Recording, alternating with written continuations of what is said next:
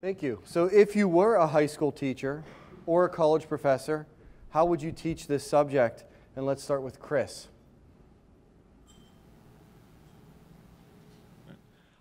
I would start out by relating things to the students because I think everybody learns better with real life examples, such as like name perils versus open perils for homeowners insurance, because later on in life those would be very beneficial to you. Same with life insurance, with whole and term life insurance. Thanks. Michael?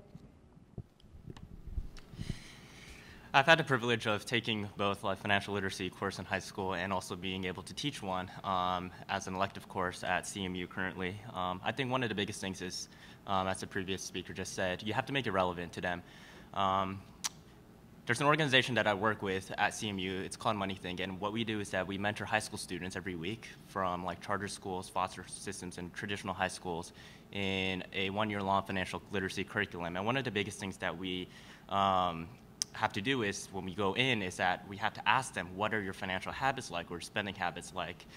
When we teach things, really simple fundamental concepts like compound interest or opportunity cost, we begin by saying that how many of you go to Starbucks every week or eat at Dunkin' Donuts? And then we say, if you didn't make those choices, what could you do with that money? Naturally, what we find is that rather than setting up a structured one-year-long curriculum, we find that kids will start asking those questions themselves. They will say, if I don't eat at Starbucks, here's my opportunity cost, and I can plot this out over a graph, I can make it pretty, I can do my compound interest calculations and say that, wow, I'm gonna have a lot of money for retirement.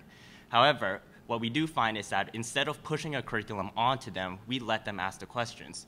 They will ask, what if I change this spending habit or that spending habit? And eventually they'll come to the conclusion that these are the questions that I want to ask, and we really let them drive the curriculum. So for me personally, at least, when I think about high school teachers and college professors who try to teach the subject, it's really about making it relatable, and it's a challenge. So what we try to do is we try to guide the curriculum so that they ask the questions and they guide the curriculum for us. Great, thank you. Sam, if you were a teacher or professor, how would you teach it? As a teacher, I would think that the mic. As a teacher, I would think that a financial algebra class or an accounting class would be the best way to teach students about financial literacy.